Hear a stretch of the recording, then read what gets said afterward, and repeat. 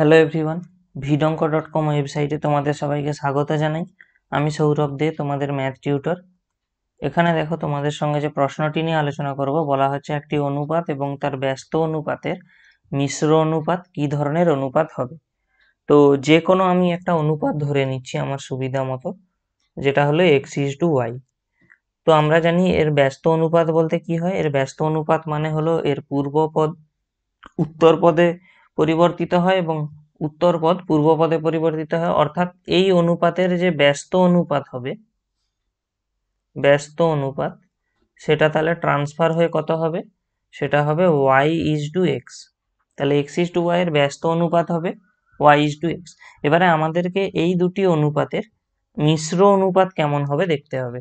অর্থাৎ এই x:y এবং এখানের এই y:x এর মিশ্র অনুপাত। ঠিক আছে, তাহলে এর মিশ্র অনুপাত করার সময় আমাদেরকে কি করতে হবে, এই x এর সঙ্গে এই y এর গুণ হবে, অর্থাৎ x ইন্টু ওয়াই, তারপরে অনুপাত চিহ্ন থাকবে, আর এই y এর সঙ্গে এই x এর গুণ হবে, অর্থাৎ এখানে আসবে y ইন্টু এক্স। তো আলটিমেটলি আমরা দেখতে পাচ্ছি, আমরা জানি xy এর গুণফল এবং yx এর গুণফল সবসময় সমান হবে।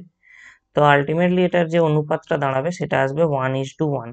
তো আমাদের প্রশ্নে বলা হয়েছে যে এইরকম মিশ্র অনুপাতটা কি ধরনের অনুপাত হবে।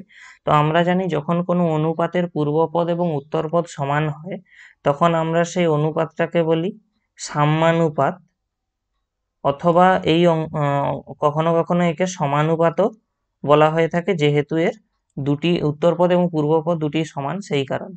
তাহলে কোনো অনুপাত এবং তার ব্যস্ত অনুপাতের মিশ্র অনুপাত সর্বদাই একটি সাম্যানুপাত অথবা সমানুপাত হবে।